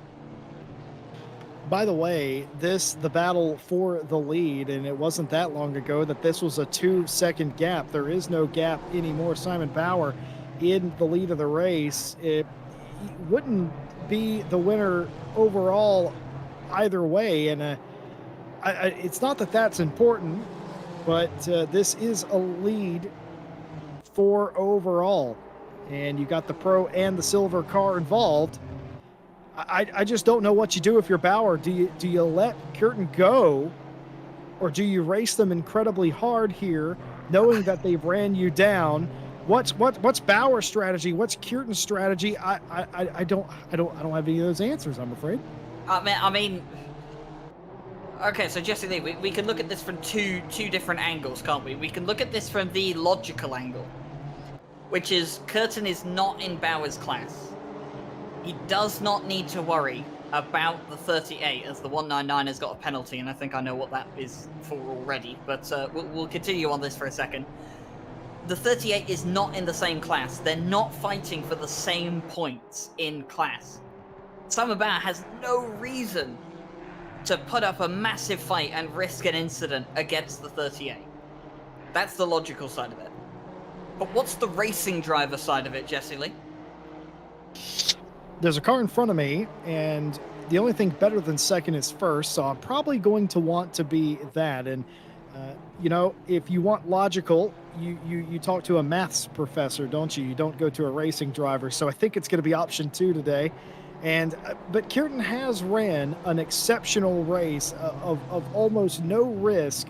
And when risk was taken, it's been very calculated. It's 17 and a half minutes to the end. Nobody else is a threat to you. If I was Curtin, I would just sit here. I would sit here, and I don't know if Curtin knows that Bauer has made a few mistakes so far today. Clearly, he would have known that because there's a plus 10 seconds beside the leader's name. But I would probably just hang on here and see if I couldn't wait for them to make another mistake. And exactly right there, didn't force the move, did the 38, just sort of backed off and let them have the line into 8. And I'm not necessarily surprised about that. And what's happened here between the 111, just a pass. Very nice move indeed. Yeah, that was Sontag and Abakumov? I believe it was. And very nice move. Actually, no, that was Kumpu, sorry. That was Nico Kumpu in the pro class, just making their way past the 111. So that was a very nicely done move. We have Not Telling in the chat saying that they think Bauer is trying for a no-stop and fuel saving. But we think we think that Curtin is on the same strategy, and well, if that's the case, Curtin's clearly not saving as much fuel as Bauer is, and here we go. It's going to go defensive. We are going to have a battle between these two cars. I mean, Jesse, the common sense in me is screaming in my head that this is not the way this needs to go. But they've clearly both chosen that, you know, they're going to behave like racing drivers, and class position is irrelevant. You know, they want the overall win here today, and that's all that matters to these two. And, well, I can't help but think this is probably going to end in tears at some stage, but I really hope it doesn't. I hope it doesn't either. I want to see these two sort of work it out, and I think not telling is pretty right on. I do think Bauer's doing that, and I think Kürten's doing the same thing. The difference is Bauer has abused his tires. Kürten has not abused his tires, and I think he has a little bit extra traction, a little bit more drive off, a little bit more drive in, a little bit more on the brakes than the leader has, and that's what you're seeing here between these two. And folks at home, Ryan and I are the worst two people to ask. We both, we're no stranger to pulling the visor down and getting elbows out. We thought Porsche couldn't do 80 minutes at Barcelona, and then Romano Berenic went and made us look like a fool, and even Mike Noble looked like a fool because he didn't think the Porsche could go 80 minutes either. Well, again, nobody knew that was possible. We've learned so much here at RCI, but the point I'm making is Ryan and I are the worst people to ask, because right now we're broadcasters and we're sitting in our air-conditioned booth and we're talking about, oh, that doesn't make sense. But you know as good as I do, if we were the ones behind the wheel, we'd be pressuring for the lead too. Yeah, I think it's pretty easy to stand up here in the commentary box and just say, oh, well, the common sense is screaming in my head to say, look, don't do this. But it's very, very different when you're in the car and, you see it from a completely different angle. And a lot of the time you're so focused on the race that common sense, not saying it's completely absent, but it's not the first thing that comes to your mind. It's not the, oh, I shouldn't try this overtake. The first thing that comes to your mind is, I'm quicker than this guy. I need to get past. That's going to help my race. And it could help Kürten's race, towards the end here. But does he need to risk this? That's the key factor here. I don't think he does. But clearly, Olivier Kürten is in a different mindset. Clearly, Simon Bauer is in a different mindset as well. And they're putting on plenty of a show here for us today. Pilbeam has served their penalty when they came in for their pit stop. They're down in 14th place overall. Looks like 5th in class at this stage. And being hunted down by two of the Jardier community team cars at this stage. And, well, Pilbeam's race from pole position in silver down to 5th in class. It's been a bit of an adventure. Yeah, it's going to be a very frustrating day for Pilbeam. It's going to be one of those what might have been, but I can guarantee you a lot of these drivers are going to chalk it up to, yep, that's Zandvoort. That's what we expected. So I don't think a lot of these guys came in with high hopes. I know that sounds a bit grim, but you have to take or go with us here. Certainly there's racetracks that you all don't particularly like. I know Paul Ricard's not a favorite, and if you have a bad day at Paul Ricard, it's not amplified, is it? It's like, yeah, that's sort of what I expect. If you have a bad day at one of your favorite racetracks, then yeah, that's a problem. But again, not a fan favorite racetrack, as Alex Pilbeam continues to search for the limits around a very dark and dry Zandvoort, mind you. It turns out it is not going to rain tonight. Cloudy throughout, but no raindrops, and perhaps some much needed relief for the driver's consciousness, especially those that pitted before we knew what the race was going to do at the end. We didn't even talk about that. Pitting started around 40 minutes to go. They wouldn't have known what was going to happen in the final 10 minutes at that stage. What if it would have rained? That would have absolutely cursed them, but it has not came. Chamberlain, though, trying to make up a position here into the 14th place, trying the long way around Pilbeam for 14th. If he can hold it here, he might have a shot. He does not. And everything sorts itself back out. And Hopner in the background there, not necessarily in the background, just the caboose of this 3-car train. Daz in chat says that Minnow Crozen in the 82 is also trying to make it to the end on fuel, and says, quote, it's very close. Well, Jesse, if this is how it's going to go, if these guys can make it to the end on one tank of fuel, it's going to turn this whole championship on this head, because we thought that Pitchick was going to run away with this race. What Simon Bauer had made those mistakes, as you get a little bit of a replay here. This is Hopner almost loses it. Look at this. He hits the curb. Well. He has no traction, and he almost loses it, but he saves it. Good job, Hopner, up on the wheel. You're saying right. Yeah, we thought Pitchick was going to have a comfortable lead in the championship if they could bring home a win here tonight. They went into pit for fresh tyres. and a refuel. They're sitting down in 7th in Pro Class, 8th overall. It's not turning out the way they would have hoped. And if all the cars ahead of them don't pit, Pitchick's not really going to make up any more places, I don't think. I think 2.7 seconds behind Mora. I mean, well, he's going to make up a place on Mora because of the 5-second penalty at this stage. But I don't think he's going to make up a place on Crozen. And that means that Simon Bauer is going to get a nice haul of points. Ertan is going to get a nice haul of points. Same with Leffer, same with Rocha.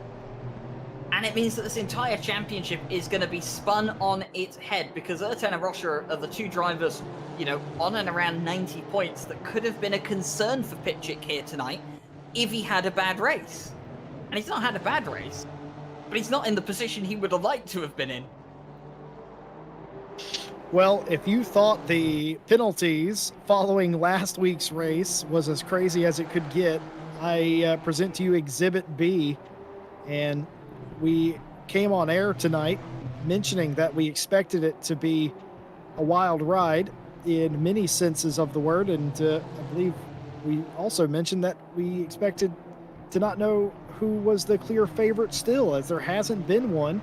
And there's certainly looking like there's not going to be one following this race. So Pilbeam and Chamberlain continue to drive side by side. And they will go down into the chicane as a very wide berth by Harley Chamberlain, not able to get the position. Pilbeam holds on to 14th place. Of course, this is a fight for the 5th place in silver between all three of these drivers, Pilbeam, Chamberlain, and Hopner. And Kierton, I think, by the way, up front, is doing what we expected him to do, not putting himself in a dangerous position as the lights flashing on Harley Chamberlain's car, but nowhere near close enough to threaten into turn one. I feel like Kierton's doing exactly what he needs to do. He's trying to maintain that position as Harley Chamberlain does get by Pilbeam, perhaps psyched him out a little bit, ran wide, did the 78, and up into 5th place in class is Harley Chamberlain. Yeah, just went in there shallow, went in there deep, and nice move, diamond off the corner. Yeah, and it just got covered by Chamberlain. Yeah, very nice move, and Hopner will be hoping to replicate that within the last 8 minutes of the race now as well, and Pilbeam's day just getting a bit worse here. I have to say, though, that livery, you can definitely see it on track, even in the dark. Plenty visible is the 78 car, and here is Franz Mora, who does still have a 5-second penalty. They've got Pitchick right on their tail now, and Crozen just in front of them as well. I mean, if Pitchick's going to make up any places, it's going to be these 2 places. That's the most that they're going to get out of this race at this stage, if everyone else in front of them is going to the end without pitting. I just don't know. Ryan, how come every time you and I do a race... Ooh, there's been an incident. Pilbeam and Hopner, I think, came together.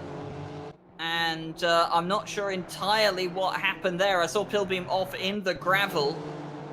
We're going to come down to the final part of the chicane here. And, ooh, that... Oh, just jumped it. Yeah, you could tell. Oh, dear. The 19 was either late on the brakes and just tried to see if they could take avoiding action. It didn't quite work, and they ended up going into Pilbeam. Stewards will have a good look at that one, I imagine, but I don't think anything positive will come the way of the number 19 car.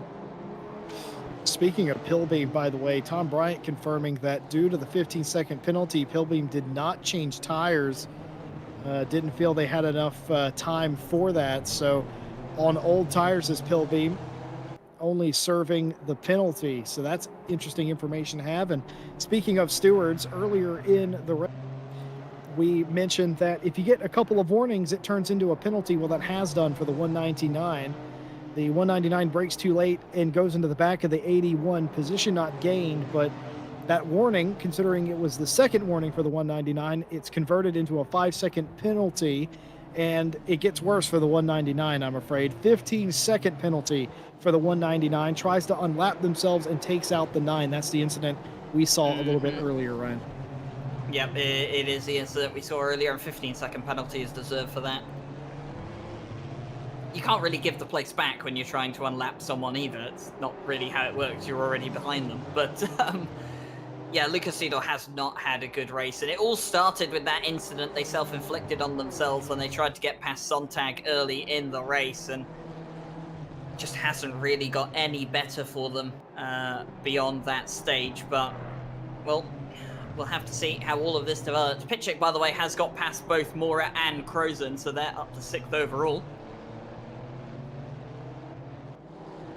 We should probably mention 5 minutes left in the race. It's been a flurry of strategy and passes throughout this 75-minute race. It is 18 minutes past 11 here in Zandvoort, and completely dark. The rain that was a potential threat has not come to pass. The track's been pretty steady on temperature, only losing 1 degree in the last hour or so. Everyone now fighting for the last gasp and the last couple of positions. What on earth will the championship points look like in the pro class following today?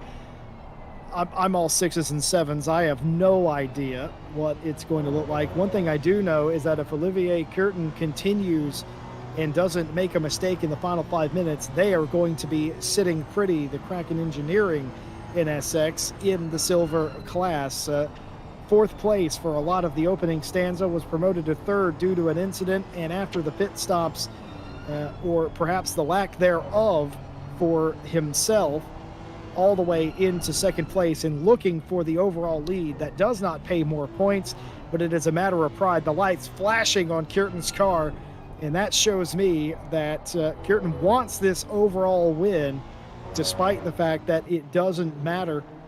By the way, the pace is being held up a bit. Ertan in 3rd place, 2nd in silver, who is likely to win the silver class outright, or excuse me, the pro class outright tonight after the penalties are applied for Bauer, is catching this group. It was 3.2 seconds a lap and a half ago, and it's 2.3, and that's right, Olaf Leffe, who has ran a fantastic race himself, is in tow. So perhaps that's why Curtin is getting a little itchy, perhaps, to get around Bauer. He's going to try it around the outside in turn 1. We have seen this move come off, but he isn't far enough alongside, and nothing doing this time, as he's going to potentially get 2 or 3 more shots at it. But I'd be careful. Ertan and Leffe at their pace, doing the maths, I think they might get there if they get 3 laps left. Well, Ertan and Leffe are battling for the win in pro, aren't they? They're within that 10 seconds. Indeed. Hour. They're battling for the win in pro. They know that. Ertan knows that, and Ertan as well was on the no-stop strategy at Zolder. Jesse was leading the race and came into the pit lane because they didn't think they could do it, and then Peter Roche went out and did it.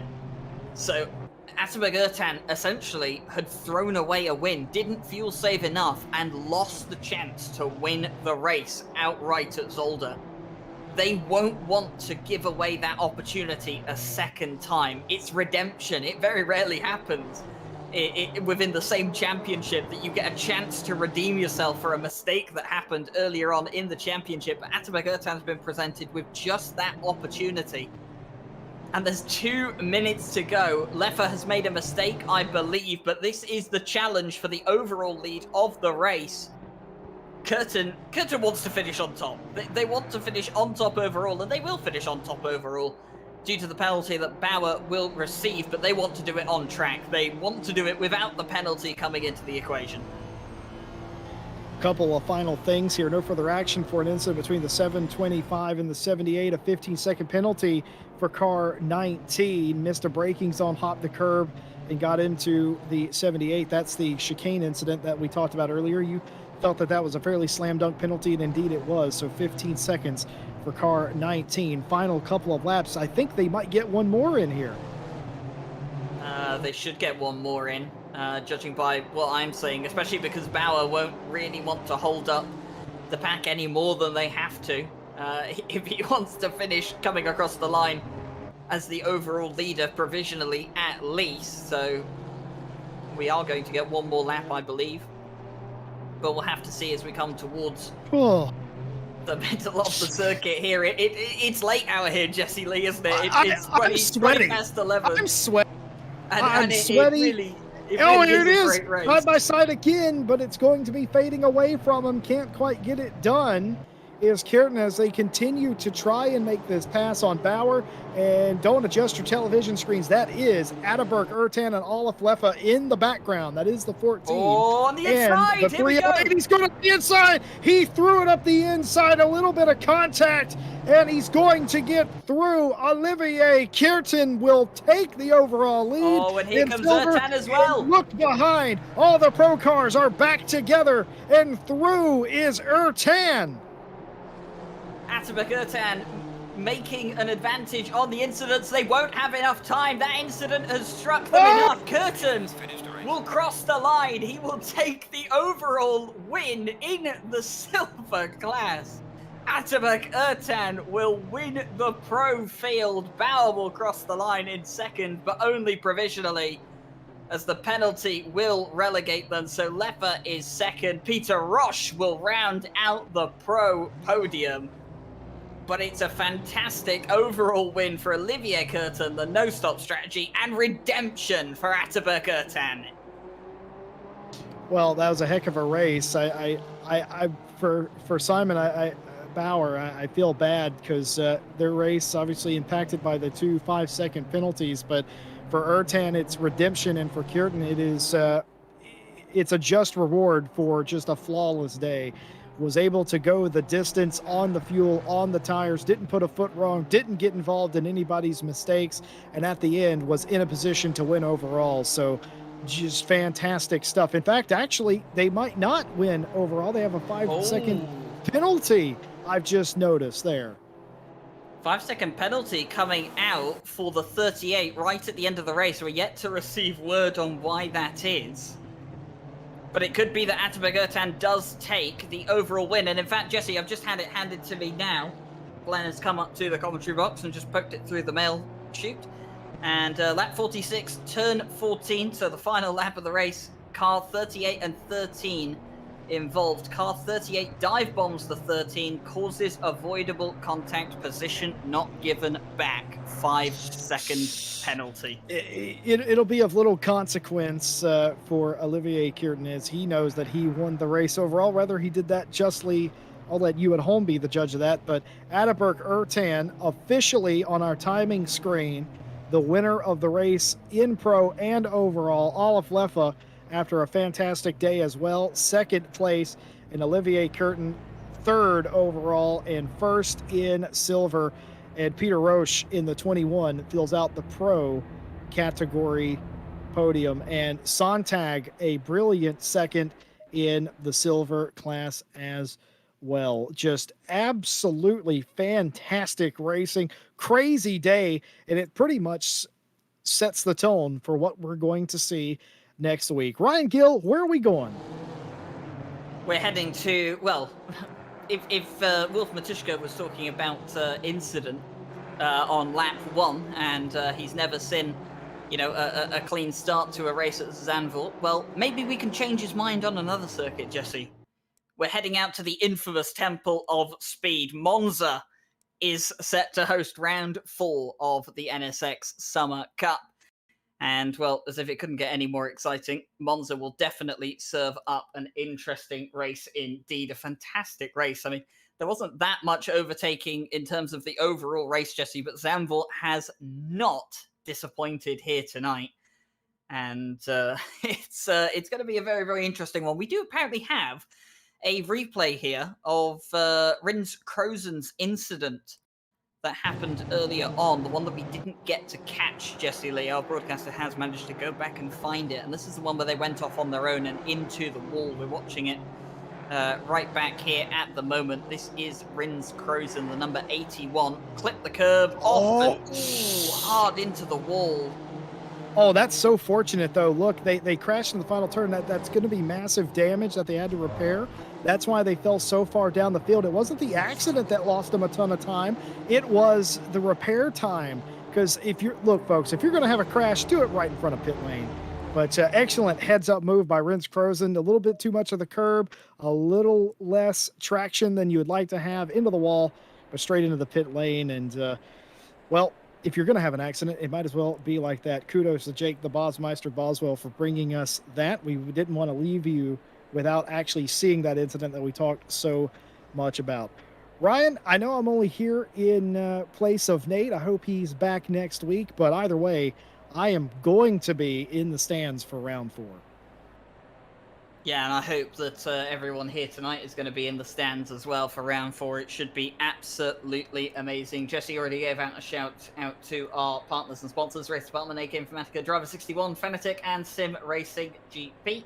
You can join our Discord below, by the way, links in the description. You can also use our Fanatec affiliate link if you want to help support RCI whilst buying yourself some very nice sim racing equipment. And, maybe just keep that in mind if you want to support RCI going forward. It doesn't cost you a penny to use the affiliate link, and that is fantastic. We will be back in a week's time at the Temple of Speed for the 4th round of the NSX Summer Cup. We have the finales of both the Friday Donington Special and the Night Owl Summer Season coming up later in the week.